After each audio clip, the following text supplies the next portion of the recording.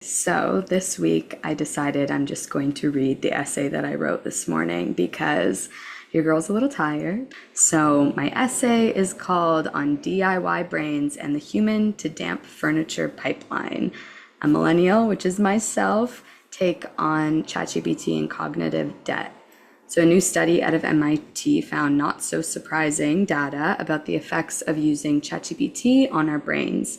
And even though the findings might feel obvious, that doesn't mean that they are not important. Hence why I chose to write about it. The paper asked 54 participants to write essays across 3 groups. The first group used ChatGPT and had access to a large language model to write this essay.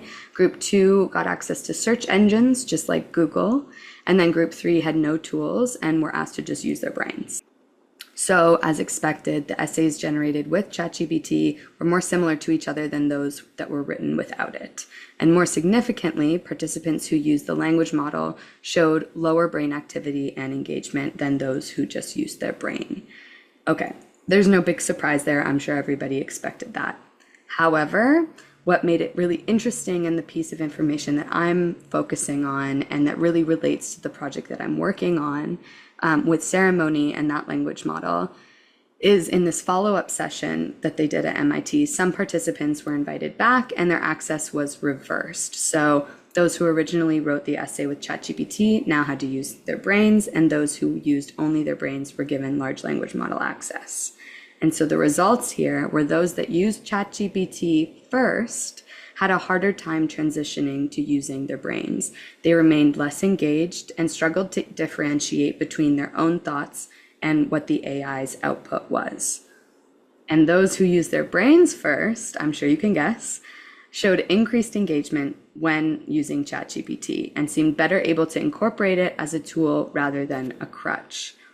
So the golden nugget, or the one thing that I really hope stays with people from reading my piece and thinking about this research, is that when we pause and engage in a task with ourselves first and reflect and critically think before turning to automation, we are more likely to use that tool effectively, creatively, and with ourselves still intact. We aren't replacing our personalities with automation or with more information. We're actually able to engage ourselves first and then use this tool to enhance what we're able to do when we pause. I hope I really emphasized that. This honestly is a tale as old as time. If we stop to think critically, we tend to make better choices, or at least choices that we can back up with why we've done that and why we stand by it or why we don't stand by it. It reminded me of something that I wrote during the pandemic for this online gallery called Mirror Mirror, and it was about the value of pause. I wrote, "We do ourselves a disservice when we believe that pausing is non-action. Pausing is a movement in itself and should be valued as such, an enlightening, frightening undoing of our identity, an identity that has somewhat been defined by outside factors up until this point." And that was back in 2020. So you can only imagine how much more our identity is influenced by outside factors with the rise of ChatGPT and with the rise of access to other tools that automate the rest of our lives. One of the bigger implications of this MIT study is the potential long-term effect on our brain engagement, especially as we introduce these tools like ChatGPT to kids in schools, daycares, and our workplaces. When we hand over tasks that ask us to reflect, remember, or relate, we risk losing that muscle that makes those things possible for us to do in the first place. The study also found lower recall ability in the ChatGPT first group, which nudges again at the broader question of memory. What happens when we outsource not just our writing, but our remembering? And don't get me wrong, I literally use ChatGPT all the time. I'm not interested that much in writing cover letters for a job that I might not even want, and I'm happy to have it support me do those things faster. And if I'm being honest, when it comes to writing overly formal or institutional voices, I'm fine to let go of some of my brain power there too.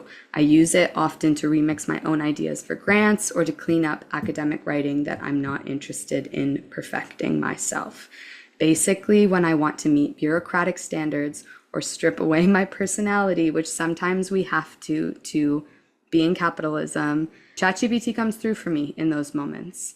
I want to notice and highlight my position being someone whose brain was built first before I was introduced to the internet or more automation.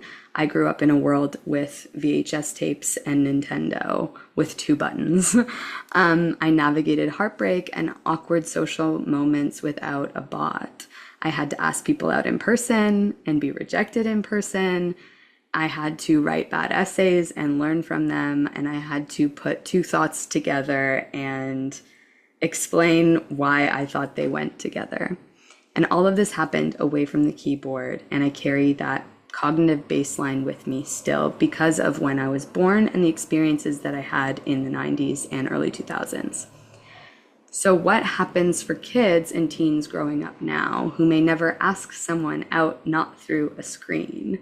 It doesn't mean that they're doomed, but if our essays and maybe our conversations become more uniform, less risky, more template driven, I think something does get lost. And especially when we take this a step further and think about our reflection capacity, our journaling even, the moments that we spend with ourselves alone at night, something might even get lost there when we're turning to automation so regularly. It's kind of like how I feel watching Love Island this season, to be honest. And I couldn't help but bring this up because it feels like so much of North America watches it. So the cultural relevance just hits hard. And this is admittedly the first season I've watched from start to finish. It's always been one of those things where I've felt left out from not watching, but couldn't really dedicate myself to watching it. And boy, did I pick a season to commit to. I am so painfully bored at this point in watching. Liz Plank, another writer, recently described the contestants as damp furniture. She said it feels like being near someone is being mistaken for actually pursuing them, and being in proximity to is the same as pursuing someone. That to me is the real risk that we're confronting right now, mistaking proximity for presence. The more we rely on AI for tasks of expression, reflection, connection, especially without our own intention going into it and that pause, the more passive we may become in our own lives. It's not, and I want to make this clear, it is not that ChatGPT will make us less smart. It won't erase our critical thinking overnight, but it can reinforce habits of passivity in those who reach for it as our default. ChatGPT, to me, is like sugar or nicotine. We know it's addictive, we know it makes things easier, we know it feels good, but if we overuse it, we risk becoming damp furniture.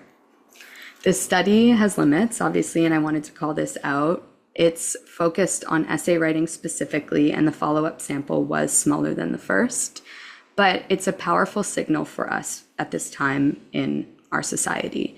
The researchers shared it's early because they recognize the urgency of having this kind of data available, especially in education, as the speed of uptake of these tools is remarkably fast. It's taking over in so many areas of our lives.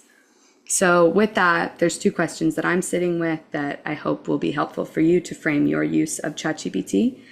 Before you use it, maybe you could ask, is this a task I'm willing to give up to a robot? Would I be happy if ChatGPT took over this entirely for me? And then as a follow-up, whether your answer is yes or no, especially if it's yes, why?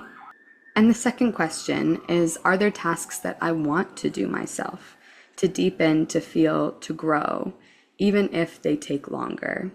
Can I pause first before I take on those tasks? And ask yourself what parts of you want to show up in that moment.